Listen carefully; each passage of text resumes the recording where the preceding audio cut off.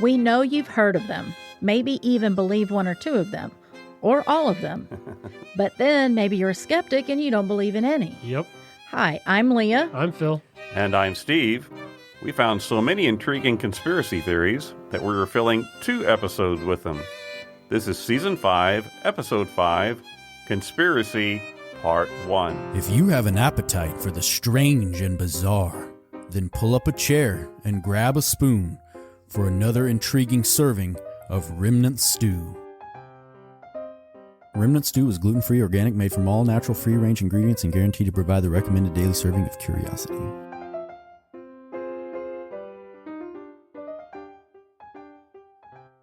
Whether you are a believer, a doubter, or fall somewhere in between, you are most likely aware that there are hundreds of conspiracy theories all around us. You can hardly open an app or be on social media without being confronted with a wide variety of conspiracy theories ranging from the downright silly to some that are quite alarming. Right. Now, according to the Oxford English Dictionary, the phrase conspiracy theory is defined as an explanation for an event or situation that asserts the existence of a conspiracy by a powerful or sinister group when other explanations are more probable. Right. While the phrase conspiracy theory was first used in print in 1909, the concept has been around, well, really since the beginning of humanity. Right. An article in a professional journal called link.springer.com, written by a gentleman named Gabriel Andrade, takes a deep dive into this phenomenon. Is that Mr. Andrade? Do you think that's how you pronounce his name? Either Andrade or Andretti, I'm not sure. But Andrade, but Andrade, I think it is. Okay. According to Mr. Andrade, conspiracy theories have been around as long as people have been on the earth. He cites evidence in the writings of the ancient Greeks and Romans, which are rife with the idea of sinister plots. Good. In addition, anthropologists have noted the existence of believers in conspiracy theories among peoples of cultures worldwide. All around the world. Even hunter-gatherer groups hold to pet conspiracy theories. I wonder what those would be about. That he has more, I don't know. Somebody's moving the game. That's right. They're moving the cattle. Right. Quoting from Mr. Andrade's article, quote, "It is well established that conspiracy theories have deep psychological bases that are present in all human beings," unquote. He further notes that conspiracy theories find fertile ground among people who have a distrust of government or authority figures or other forces that are perceived to be beyond their control. So, what do you guys think about conspiracy theories in general? Yeah, they're always interesting. I tend to be more of a doubter. I'm a skeptic most of the time. Yeah. It's like, wait, really? Well, because there's some really crazy there's some really ones out there.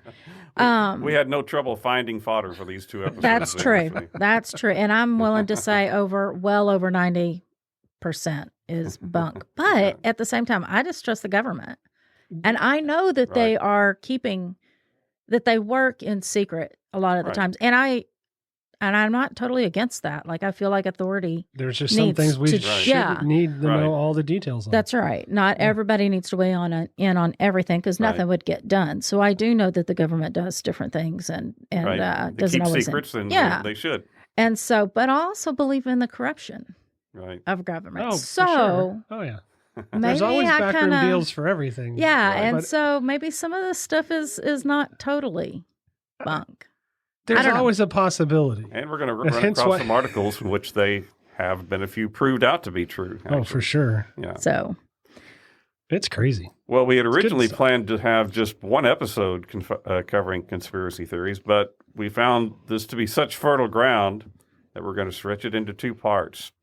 However, we're going to steer away from the current political scene. Absolutely. Other than to say that conspiracy theories are common tools of political candidates on both the left and the right. The media often picks up on these theories and runs with them because, well, they attract interest. That's right. They get clicks, they get viewers. So we would just want to encourage our listeners to use some caution and reason before you accept assertions as being truth. A good dose of skepticism might keep you from being caught up in something that you would later regret. That's right. Perhaps the modern era of conspiracy theories began with the assassination of President John F. Kennedy on November 22nd, 1963. Well, and let's just stop there. The death of just about any well-known figure is going to be rife with all kinds of theories. The sudden death of a handsome young man like President Kennedy was. So.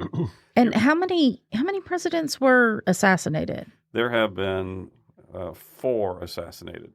And there's none of them are without their own they're all theories and for sure. backstory. Lincoln and Garfield and McKinley and Kennedy are the 4. And then Reagan was shot. It was an attempt for sure. Okay. Well, most likely you're familiar with the images of that day, November 22nd, 1963. On a bright sunny morning, the president's plane lands at Dallas's Love Field. The handsome president and his beautiful wife are greeted by cheering crowds. As his motorcade travels through downtown Dallas, the large crowds are cheering wildly. Texas Governor John Conley and his wife Nellie are seated in the jump seat of the limousine just in front of the Kennedys. Quote, "You can't say Dallas doesn't love you, Mr. President," said Nellie Conley. "No, you certainly can't," replied the president. Just exiting the downtown canyon of buildings, the president's open limousine makes a very slow left turn in front of a warehouse called the Texas School Book Depository. And when I say a very slow left turn, it's actually like a 45-degree angle turn. It had to almost turn back into the direction that it was going in order to get onto a local freeway there. So suddenly shots ring out and the president is hit. Also, the Texas Governor John Conley is hit. The limousine picks up speed and heads to Parkland Hospital. Soon after the arrival, the president is pronounced dead. Now, Vice President Lyndon Johnson, who was riding just 2 cars behind the president, was rushed to Love Field and was awaiting aboard Air Force One. Pretty soon, Kennedy's casket is brought aboard the plane, and then Johnson takes the oath of office with his wife standing on one side and Mrs. Kennedy standing on the other. Very, very famous picture. Right. He was taking the oath. The judge was a woman named Sarah Hughes that had been a Kennedy appointee. Well, back in downtown Dallas, an employee of the Texas School Book Depository named Lee Harvey Oswald shoots and kills a police officer who had stopped him for questioning. A few minutes later, Oswald is arrested inside a movie theater. That evening, the Dallas police named Oswald as their prime suspect in the assassination. 2 days later, Oswald was being transferred from the city jail to the county jail when he was suddenly shot and killed by a nightclub owner named Jack Ruby. And that event was caught live on national television. Now, I was only 6 years old, but I remember it very, very vividly. The incredible happenings of that weekend, some 60 years ago, is permanently etched in the memories of all who lived through them. Television news was just coming into its prime at the time, and this allowed the nation and the world to share in the tragedy of these astonishing events. In the weeks following the assassination, President Johnson tasked Supreme Court Chief Justice Earl Warren to head a commission to investigate the event. After months of reviewing thousands of pages of documents and evidence, the Warren Commission reported that their findings were that Lee Harvey Oswald was the lone gunman and that he acted alone in assassinating Kennedy. Almost immediately, people began questioning these findings. As one member of Congress put it, quote, "On one hand, you have the President of the United States. On the other, you have that horrible little man. It just doesn't seem to balance." People were primed to believe that sinister organized forces were behind the assassination. Keep in mind that in the 1960s was the height of the Cold War. Right. When it was revealed that Oswald had defected to Russia in 1959 and had married a Russian woman and then defected back to the United States in 1961, it fueled theories that Russia was behind the assassination. Cuba was also a popular target of theories, as Oswald had been seen as representing an organization called Fair Play for Cuba. He was actually in New Orleans, was interviewed on a television station there protesting for Cuba to have fair treatment. I didn't know all of that. Right. This was just 1 year after the failed Bay of Pigs operation, where United States forces attempted to topple Castro from Cuba's leadership. Just a couple of months before the assassination, Oswald had actually traveled to Mexico City. He attempted to meet with officials at the Cuban and the Russian embassies. They didn't want to meet with him. He didn't get in. Yeah. Then there was the organized crime theory. Now, the nightclub owner, Jack Ruby, did maintain some loose contacts with Chicago underworld figures, so when he shot Oswald, it fueled the belief that Kennedy was killed by organized crime operatives who hired Oswald, and that Ruby killed him to silence his testimony. During the Kennedy administration, Attorney General Robert Kennedy, who was the president's brother, had come very hard against organized crime rings, was really cracking down on them, so that was also part of what fueled that organized crime theory. Numerous other theories involved the FBI, the CIA, and the arms production industry.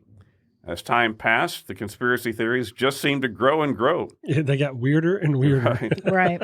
The Vietnam War and the Watergate incident of the early 1970s fostered more distrust in government among Americans, which further fueled the conspiracy theories. One wild theory suggested that Lee Harvey Oswald was actually a body double. And this led to his grave being exhumed in 1981. And yeah, he was actually still in there. In 1993, this was on the 30th anniversary of the assassination. It got a lot of attention because it was still fresh in people's minds, from 30 years ago. There was a book called Case Closed by a journalist named Gerald Posner, Posner. And in this book, he painstakingly examined every known conspiracy theory involving the Kennedy assassination. Yeah. According to Posner, each theory consisted of random points, but no lines holding them together. Yeah, very loose threads. Right. Very, very loose. Direct quoting from his book, he said, "Between the points, there are no connections, and you're left holding a handful of sand." He points out the erratic behavior of Oswald in the years leading up to the assassination, which would have made him an extremely poor choice for a hired assassin. He also states that Oswald had been working at the Texas School Book Depositories for less than a month and had heard about the job from a neighbor 2 doors down. In fact, he even carpooled to work with this neighbor. That morning, he'd gotten in the car carrying something long and wrapped in a brown paper, and the neighbor said, "What you got there?" And he said, "Curtain rods. I got to take these curtain rods back." Oh, right. Oh, Got an okay. explanation. It was actually his rifle was wrapped up in it. That's crazy. Posner also traces Jack Ruby's movements during the weekend of the assassination. Ruby loved the Kennedys, and he was described by his employees as being terribly distraught that the assassination had occurred in Dallas. He kept saying, quote, "Poor Mrs. Kennedy. She's going to have to come back here for the trial." He just kept going on and on about how terrible it would be for her to come back and face the trial there. And according to his employees, he hadn't slept in 2 nights. Just kind of kept wandering around. He was a nightclub owner, so he was up at nights, but he was up during the day too. And then on the Sunday after the assassination was on a Friday, the Sunday morning, he'd gotten a call from one of his employees asking for an advance on her paycheck, and so he dropped off at the post office and sent that payment to her, and then he wandered into the police department across the street at the exact moment Oswald was being transferred. Suddenly he rushed forward and yelled, "You shot my president, you SOB!" He pulled a pistol and he fired directly in Oswald's abdomen. Later he told investigators that he thought he'd be hailed as a hero in his own mind. Yeah. Posner's conclusion was that Oswald acted alone. Quote, "He may have been trying to impress someone like the Cubans, but they were not behind the assassination," he said. That same year, in 1993, on the 30th anniversary of the assassination, President Bill Clinton, who was a huge Kennedy admirer, went on television and announced that, based on everything that had been made available to him, he was convinced that Oswald acted alone. A respected newsman named Dan Rather, people remember already Dan know who Rather. Dan Rather is, he concurred. He said, "I had the complete resources of CBS News at my disposal to find the conspiracy, but there was no conspiracy to find." In spite of all these straightforward announcements, a recent survey conducted by NBC News found that only 38% of Americans believe that Lee Harvey Oswald acted alone. Public skepticism has continued to fuel conspiracy theories about the Kennedy assassination to this day. Right. So that was kind of that was the first one in modern times that really started distrust in the government and distrust in because before that we had the World War II generation was pretty gung-ho about what our government had done. And so that was kind of started what the current crop of conspiracy theories from there. And I say we because I wasn't born at the time, but the country was following the investigation, which is something that they didn't have access to before. They didn't have the TV and the new and all of that kind of stuff. And the police are closed mouthed during investigations. Yeah, and so people started talking, and it fuels a lot of things. But just to illustrate how abundant conspiracy theories are, when you mentioned Bill Clinton was a big, huge Kennedy admirer, there's a conspiracy about maybe he is actually a Kennedy. That he's related. So who knows? He was certainly a big. There's a picture of him meeting President Kennedy when he was a teenager. So that's an interesting point. Hey, you. Yes, you there listening to this podcast. Have we told you lately just how much we appreciate you? Well, we do. So much. And so can we ask for a favor? It's an easy favor. If you would, please take just a couple of minutes to give us a review on whatever app you're listening on. It may not seem like a lot, but it really does make a difference. Yeah, it's all about algorithms, altruisms, Pythagorean theorems, all that techie stuff, which boils down to the fact that it helps other listeners and sponsors find us. So if you enjoy Remnant Stew, it would mean a lot if you took the time to give us a review. Thanks so much. Yeah, thanks. Right. Yeah, this one is interesting, and it's kind of way out there. Denver, Colorado is a beautiful city that sits at the base of the Front Range of the Rocky Mountains. Throughout most of the 20th century, the city was served by Stapleton Airport, which began operations in 1929. As the size of aircraft and volume of air traffic grew, the aging airport was unable to keep up with the increasing demands. And here's a fun fact. Die Hard 2 was filmed at Stapleton Airport. All right. That's a good one. Civic leaders knew that a new airport was badly needed. In the late 1980s, a site for a new airport was selected from the expansive wheat fields that stretched to the east of the city. As the area was largely flat and unhindered by tropical terrain, city leaders decided, quote, "Let's make it really big." Okay, that's not really a direct quote. Oh, well, it could have been. We just put that in there. Were they native Texans that just transplanted? Because right. I could see that. Yes. In fact, Denver International Airport is still the largest airport by size in the United States, measuring some 53 square miles or 137 square kilometers. It's bigger than some European countries. That's right. It's huge. One of the features of the Denver International Airport is that the runways are over 3 miles long, twice as long as most major airport runways, and the terminal is situated at the midpoint. This allows for arriving planes to coast to a stop at the terminal and then departing planes to take off also from near the terminal. This cuts down on the plane's taxiing time and saves a considerable amount of fuel. I have heard that a lot of fuel is wasted by planes just taxiing around the airport. So if they've got it where you can kind of coast in and then take off from the same spot, that's a good feature. Another planned feature of the Denver International Airport was a state-of-the-art new automated baggage handling system that would scan your luggage tag and automatically send your bag to the correct gate. It was state of the art and way over engineered, and after delays of more than a year and running some $2 billion over budget, the Denver International finally opened its doors and runways to the flying public on February 28th, 1995. And one of the reasons for the delay was because that state-of-the-art automatic baggage system failed spectacularly. Oh, wow. No. This expensive system, which required miles of tunneling under the terminals, was such a disaster that by 2002 it was completely abandoned. Wow. And do you like remember? A good idea at the time. But yeah, sounds really awesome. It makes me think. Okay, and I'm such a Disney fan. Monsters Inc., where they have all the doors and all of that. That's what they were trying for, and it didn't work. They should have had Disney run it. And today, those abandoned tunnels are just a part of the many, many conspiracies surrounding this Denver airport. Wow. According to an article in the Denver Post, the conspiracy theory is that the massive amounts of money poured into the baggage tunnel system were actually used to construct a deeper set of tunnels and bunkers. Oh. These tunnels would be used to house... So that's where all your lost luggage goes. Yeah. Just so you all know. They just throw it down in there. And right there with the left socks. An abandoned silver mine in Colorado. That's where all your bags are. Now, some people believe that they were actually used to house, or they were supposed to house, billionaires and elite politicians in the event of a global disaster. And it kind of makes sense that it's really inland.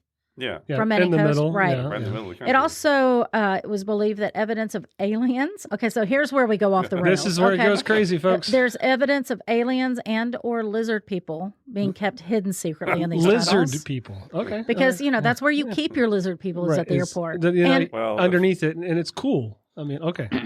The theory has been fueled by a construction contractor who reportedly saw the entrances to the tunnels. So my son-in-law is a banker, and he said one of his clients came into him one day, and she said, "You're not going to believe this, but Nancy Pelosi is a lizard." Oh, my God. Wow, that's something. Somebody's been watching the TV show And what do V you for say way to too that? long. Yeah, wow. What do you, yeah. Oh, okay. That's So, let's move it on. The existence of the tunnels has also fueled speculation that the airport was actually financed by, dun dun dun, a secret organization. Secret organization. No. They Sinister. point well, and I will say, listen, there's a lot of weirdness about the Yeah. Denver airport, and Absolutely. people just go nuts with it. Yeah. They point to a capstone that covers a time capsule, which is to be opened in 2094. Uh-huh. This capstone contains symbols of many, which many claim are associated with the Freemasons, Uh-huh. an organization which is laden with its own conspiracy theories. Right. I think they're going to come up in one of our other stories, too. Probably. The capstone also mentions something called the New World Airport Commission, an organization that doesn't really appear to exist. The New World, now that sounds spooky. New Yeah, that World does. Airport Organization. That's really close to there's- New World Order. Yeah, Right. right, yeah. These elements, according to conspiracy theorists enthusiasts, point to the existence of a secret government organization which will spring into action as soon as calamity hits. We can only hope, right? Well, I'm glad somebody's going to take action when there's a calamity. Yeah. Define calamity. Well, in the case of nuclear, Oh, okay. The apocalypse. Right. Right. Okay. According, zombies. yeah, the zombie attack. Asteroid, you pick your calamity. Yeah. Okay. Pick your calamity. Just custom order it now. We've got a bag full of them right here. Right. Just pick one. See what happens. We have a nice assortment of We haven't calamities even to talked about sort through. asteroids, According to an article in Mental Floss, other elements of the Denver airport's conspiracy theories include that the runways are in the shape of a swastika. Ooh. That lizard people have been videoed that's not all. That lizard people have been videoed lurking in the tunnels, and that artwork within the airport depicts scenes of apocalyptic chaos. Wow, that's some crazy stuff going in there, man. The management team in charge of Denver International Airport, has encouraged and embraced at least some of these wild stories. Oh, that's a good take on it. Yeah, I mean, it do is they? kinda- I would have started tours to. Yeah, well, that's, to what's the going tunnels. I on, mean, yeah. Well, seriously. listen, listen to what they did. Heath Montgomery, the senior public information officer for the airport, told the Post, quote, "We decided a few years ago that rather than fight all of this and try to convince everybody that nothing's really going on, because you really can't do that. Yeah, you start saying no, then that just fuels it more. Yeah. Let's have some fun with it. Absolutely. There you I like go. this guy. Most of the theories are so laughable and easily disproved that Denver. Denver International Airport is happy to weaponize them as marketing tools. That, in turn, translates to an estimated, quote, hundreds of thousands or even millions of dollars, unquote, in free publicity, Montgomery said. I'm not really sure why an airport needs publicity, but okay, we'll go with it. Well, if you're going to fly somewhere, you're going to go where it's most popular. Well, all right. Good. Let's go Just see random. let's go see the cool stuff at the Denver airport. Go ahead. In 2016, the airport set up a museum-style exhibit which detailed elements of the most notable theories. These include a fake alien skull that was made by airport employees. That's a good one. Conspiracy theory theme parties have also been held. That sounds like fun. Yeah. We I need would to dress help up as with a that. lizard person just for the heck of it. Right. And Montgomery notes, Montgomery notes that baggage handlers often don lizard masks when they know that reporters are touring the building. Sounds like fun. So they're right there with you. Phil. They're going. I just want the tour. One contributing factor to the airport's conspiracy theories is the artwork contained within the terminal. And I've seen this, and I agree. It's weird. Yeah, it is okay. weird. Yeah, it But is. artists are weird. And Very- so, Yeah, okay. but this artwork includes two large 28-foot-long murals in the baggage claim area by artist Leo Tanguma, I think. Tanguma. Yeah, Tanguma. The murals are titled "Children of the World Dream of Peace." Okay. And they depict what Tanguma claims are scenes of environmental stewardship which followed times of war and pollution. I mean, so that is feeding right into the conspiracy theory. However, the interpretation makes sense only if you view the murals from right to left. Like the Japanese do right to left. Right. Okay, so that makes sense. Yeah. Conspiracy theorists, enthusiasts, read the mural from left to right and claim it predicts an impending apocalyptic disaster. So you can see, like, if it goes from cheery to, everything's dead, So also, no, this part's really weird. Also contributing to the conspiracy theory is the true account of the airport's mascot, a gigantic blue horse statue named Mustang, which rears menacingly, like it's menacing, near the airport's entrance. This evil-looking horse rises 32 feet into the air and features piercing red neon eyes. Yeah. Because why not? It's a big blue horse with red neon eyes. Yeah, it's apocalypse. It's dubbed Blucifer by the local population. The statue became infamous when in 2006 a piece of its head broke off and killed Luis Jimenez, the artist who created it. And we can't laugh at that, but it is. I mean, it adds to the whole overall lore. It does. So they put the head back? It's intact. It was a piece of the head. It's a big fiberglass thing, and I guess he was working on it, and a piece of it fell broke and off. killed him. Yeah. So what are we to make of all of these conspiracy theories surrounding the Denver International Airport? Right. The writers of the Denver Post article said that they were given access to investigate anything they wanted. They explored, which, I mean, if you're going to hide stuff, you wouldn't do that. You wouldn't open the doors. They explored the abandoned baggage tunnel and reported that the electric and plumbing infrastructure all ended at the end of the tunnel with no evidence of extension to potential lower levels. No evidence can be located of the supposed contractor or his testimony concerning the entrance to bunkers. Yeah, that's all been hidden. They put him away. They silenced him. They found that the New World Airport Commission was actually the committee that planned the opening day festivities. So there's that secret organization. That's what that was about. You. Okay, I got you. One of the markings on the capstone did come from the Freemasons. The rest turned out to be Navajo markings. Oh, and those Nazi runways? Well, if you look at an overhead photograph, like on Google Maps, shows what reporters describe as a, quote, lumpy, misshapen, and largely interpretive swastika at best. Yeah, so you really use your imagination. Okay, sort of. Okay. You can doctor any image if you want to. This article concludes that people with vested interest in sowing doubt about the airport find no excitement in discovering that there's a mundane explanation for all these theories. That's the way it always is. With, Right.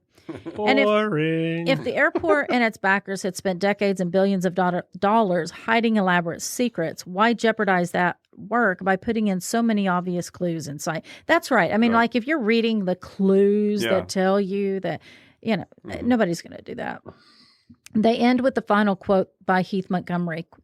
You show people the tunnels and explain the symbols, you lose. You clam up and deny it, you lose. So that's why we've started to have fun with these, because people are going to believe what they believe regardless of hard evidence. Right. Good article. Really interesting. But I was really interested in it because when you read it just from the surface and you think that they've got tunnels underneath, that there was so much more built into the airport underneath than what they actually use. Right. You do I could see where they might do that in order a second place, because they have all of that under the White House. Right. But no.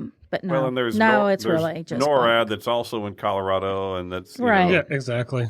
Other government infrastructure there too. So you can if it were for that, there'd be more security than right. So on some level, it would make sense, but then when you start looking at it, it falls apart. Yeah. It just falls apart. And the fact that the artwork and the horror sculpture and all of that, they're not going to go to that extreme. No.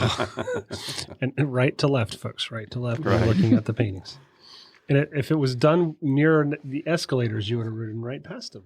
Right. And I actually think, and I don't know what the state is now, but they actually took those murals down. I don't know if they're I haven't seen the mural, but refurbishing them. I haven't. They're in the baggage claim area, so I've never stopped. I've gone through Denver, but I haven't ever gone to Denver to get bags there. So, So I haven't seen Lucifer or the... Lucifer.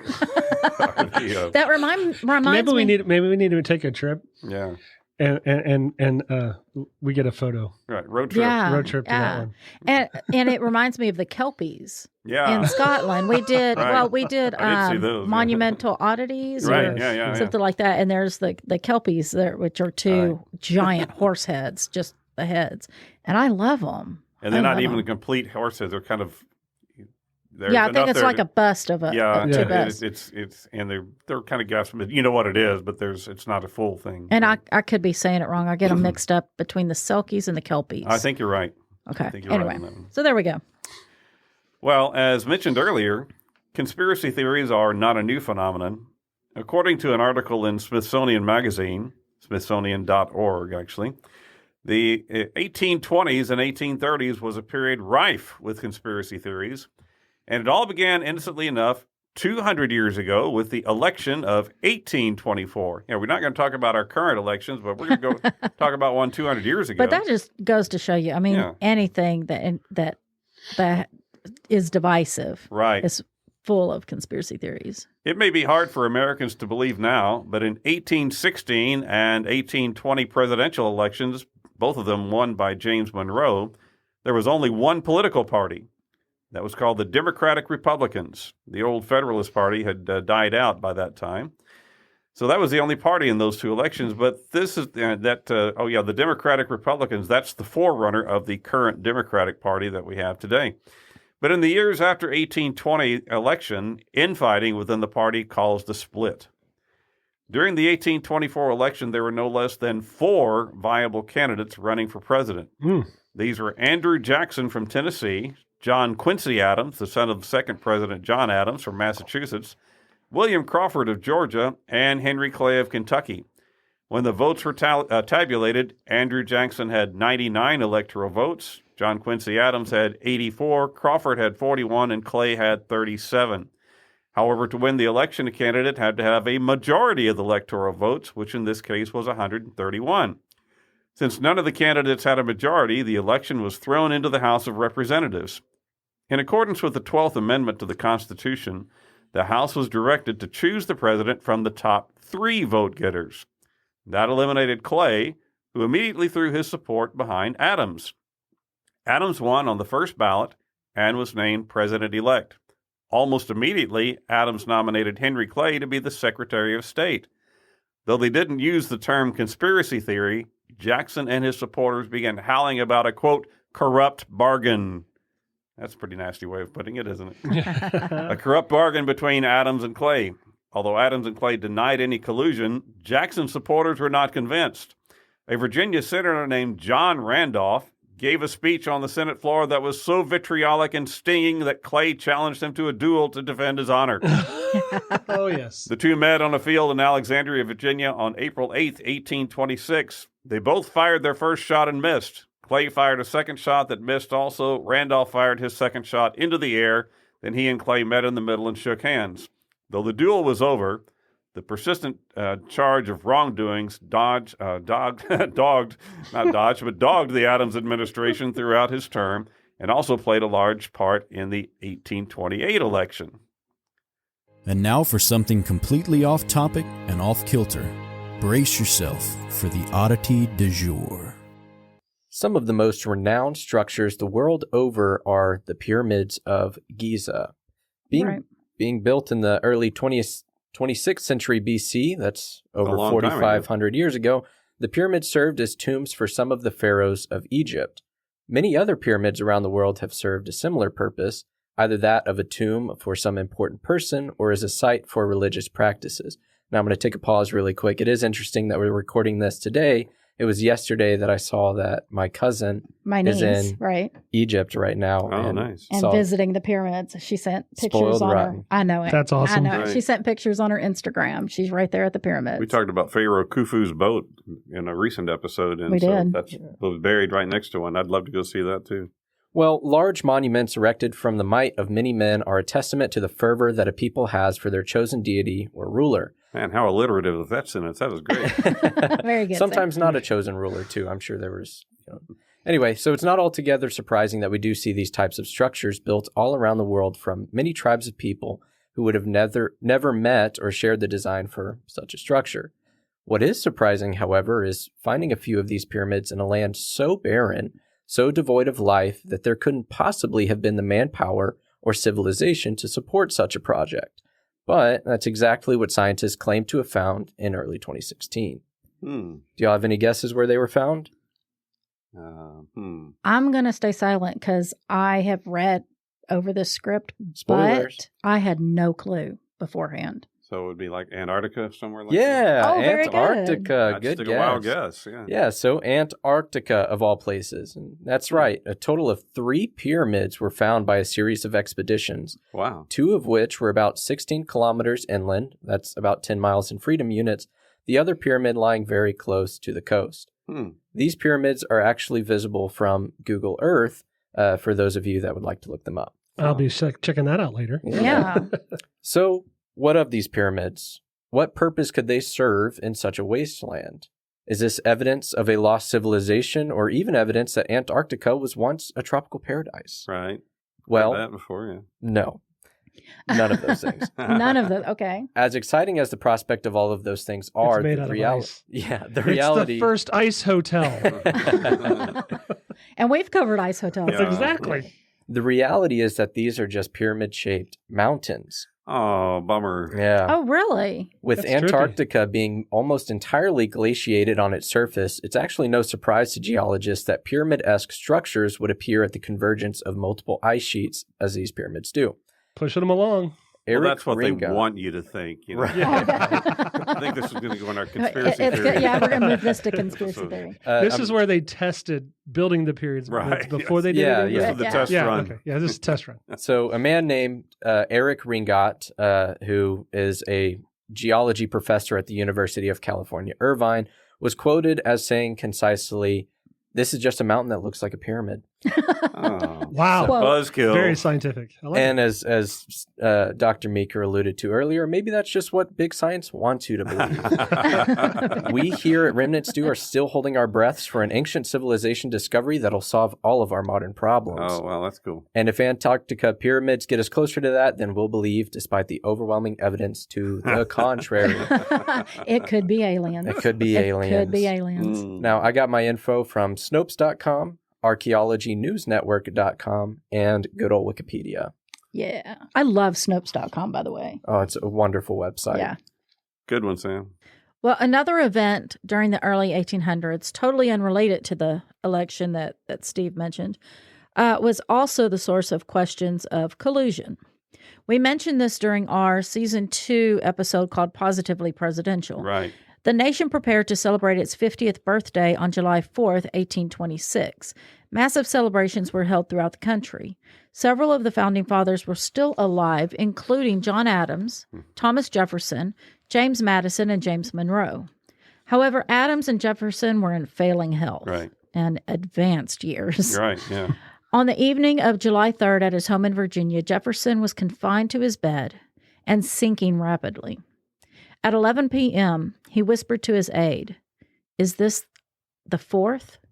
The aide didn't have the heart to tell him that it wasn't quite the 4th, so he nodded his head in assent. "Ah," breathed Jefferson with a look of satisfaction and fell asleep. The next day, July 4th, shortly before 1 p.m., he ceased to breathe. A few hundred miles away in Massachusetts, Adams woke up at dawn and a servant asked him, "Do you know what day this is?" Adams responded, "Oh, yes, it's the glorious 4th of July. God bless it. God bless you all." Then he fell into a deep sleep. Shortly after noon, he awoke briefly and exclaimed, "Thomas Jefferson survives." And then he died. Well, both of them died the same day. The same day on the 50th anniversary of the of the Declaration of Independence. The coincidence of both Adams and Jefferson's death on the 50th anniversary of the signing of the Declaration of Independence came as an astonishing surprise to many Americans. Too astonishing, some thought. Uh-huh. And you will never guess who was one of the most vocal doubters.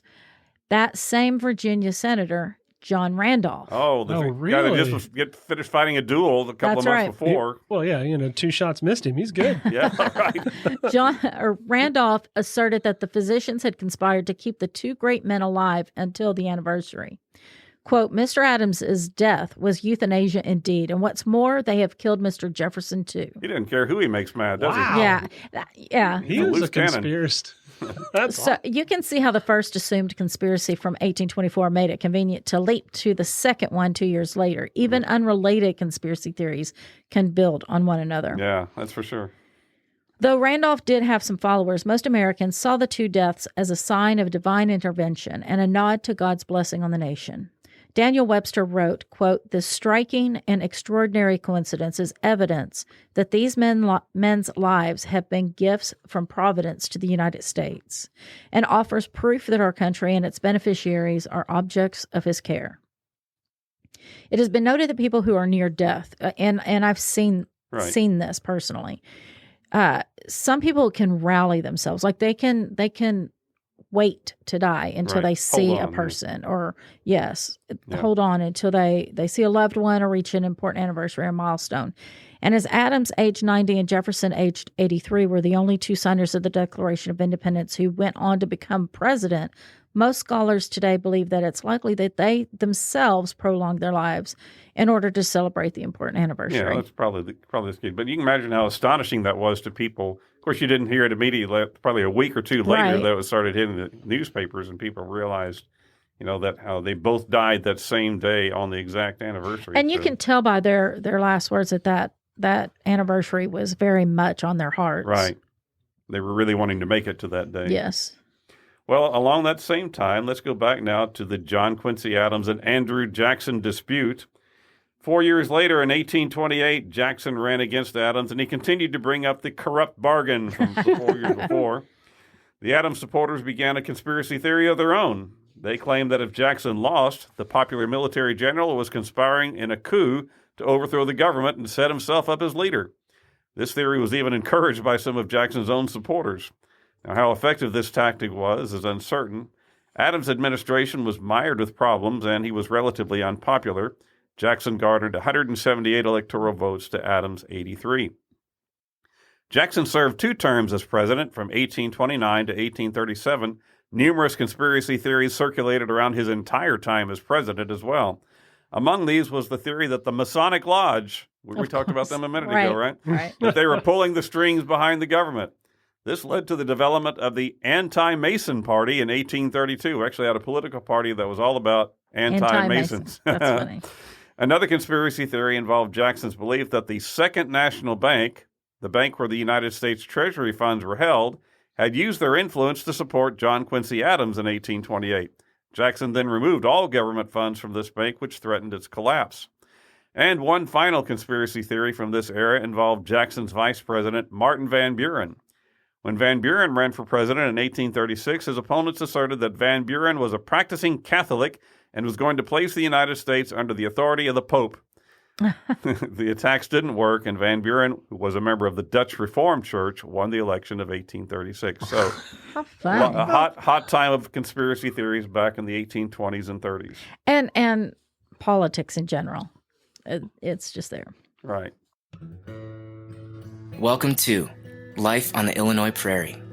Your host is Wendy Fleming Dexter, and after 30 years living in small-town Illinois, she has stories to tell. Past cornfields and factories, into the heart of Amish country. There's more here than what meets the eye, far beyond what you think you know. So buckle up and stay tuned.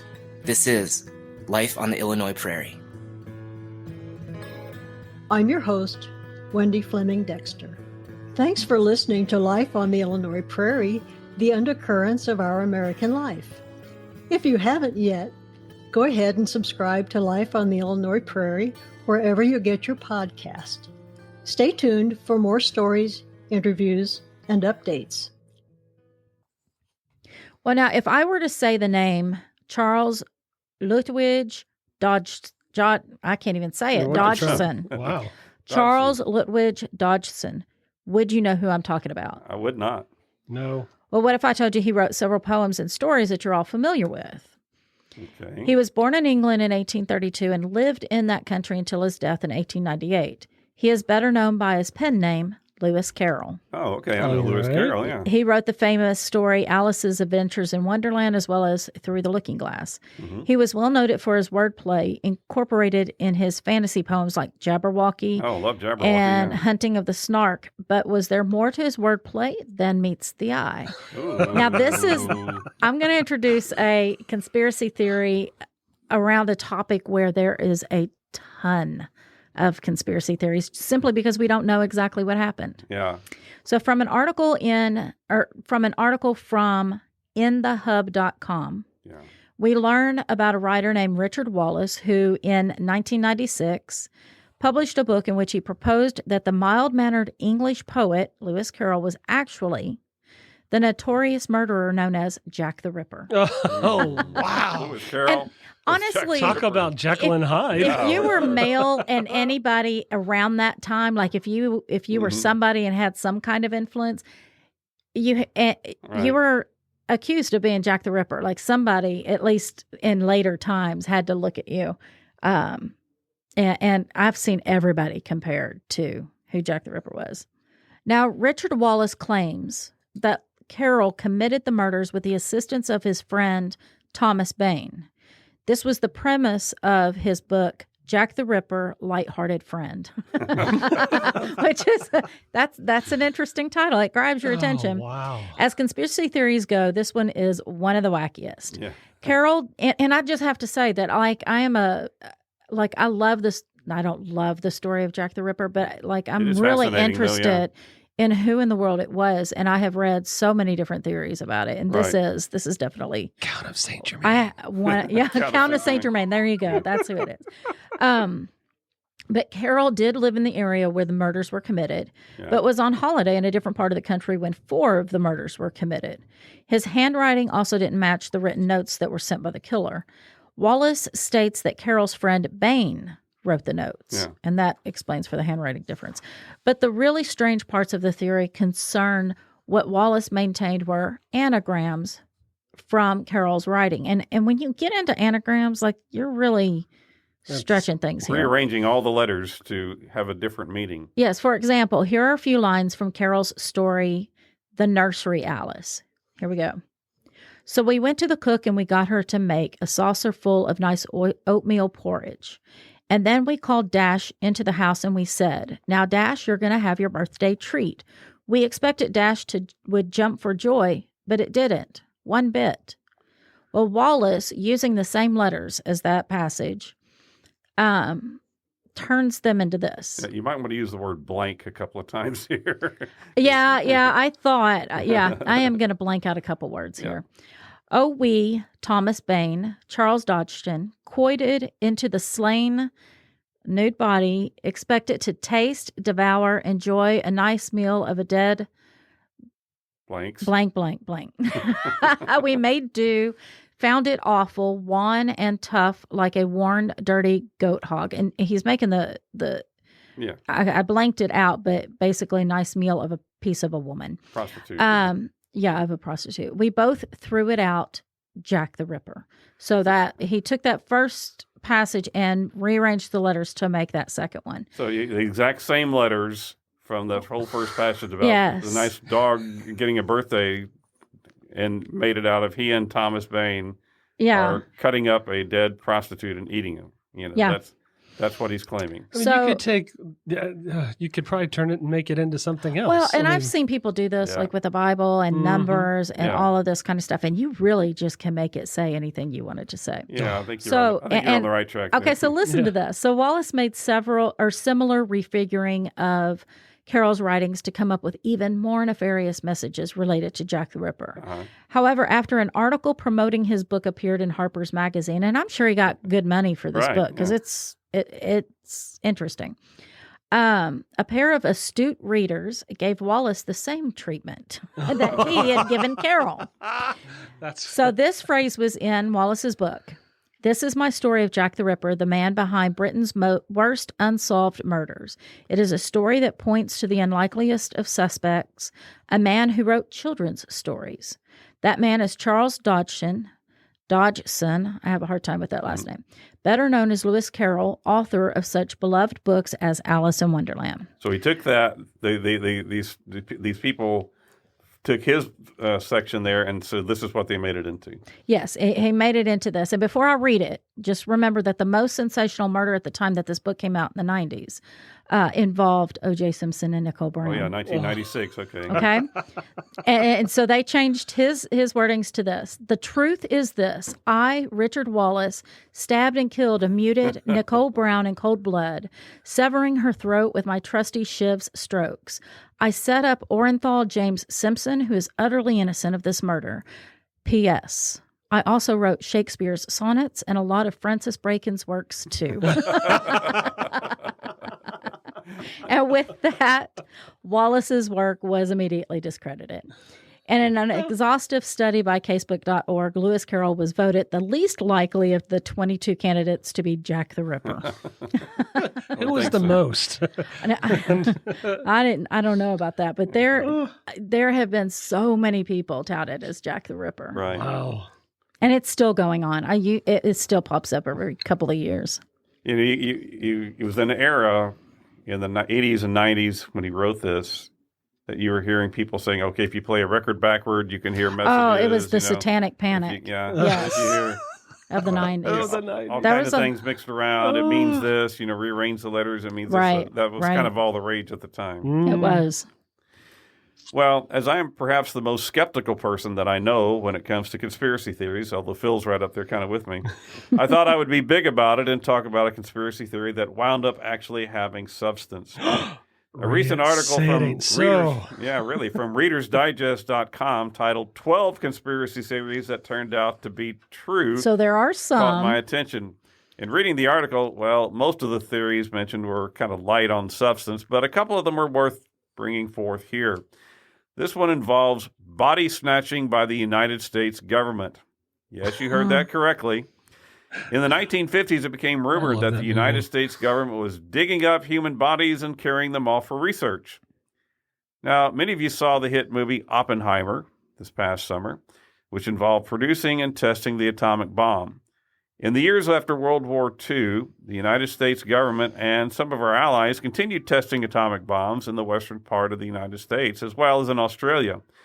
In the early 1950s, sheep and cattle ranchers in the testing areas began reporting deaths and abnormalities among their herds. Quoting one report, "Freak animals have been born, cattle have died mysteriously, and weird plant life has appeared following radiation contamination." Mm-hmm. Testing on the affected animals showed high concentrations of strontium-90, which is a fission product of atomic and hydrogen bombs. Well, according to a government report that wasn't released until 1995, officials became concerned that human population might also be affected.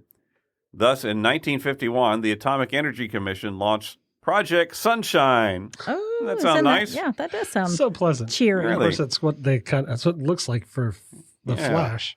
The object of this secret initiative was to, quote, harvest human tissue from affected areas to measure the impact of exposure to bomb fallout.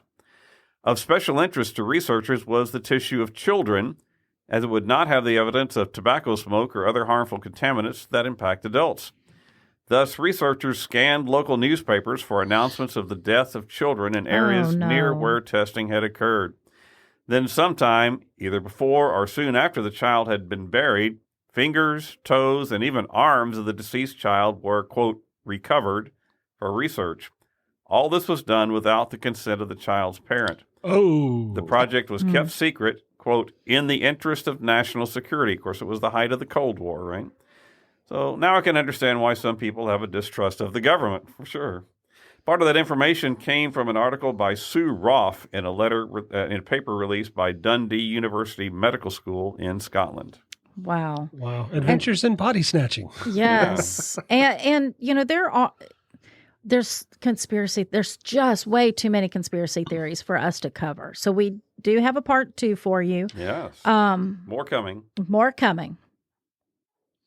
Phil here reminding you to check out our Facebook and Instagram pages at Remnant Stew Podcast. Drop us an email to staycurious@remnantstew.com just to say hi or to let us know about any topics you would like to hear us cover in an upcoming episode. Remnant Stew is a part of Rook and Raven Ventures and is created by me, Leah Lamp. Steve Meeker researches and writes each episode that we then host together. Our audio producer is Philip Sinkfeld. The oddity du jour is brought to you by Sam Lamp. Theme music is by Kevin MacLeod with voiceover by Morgan Hughes, and special thanks goes out to Judy Meeker. Now, before you go, please hit the following button, or the follow button. The following or button. following button. Whatever your button says, follow or following, so you don't miss an episode. Head on over to Apple Music and leave us a review. Share Remnant Stew with your friends, your family, and Blucifer if you happen to be going through the Denver airport. Until next time, remember to choose to be kind and always stay curious.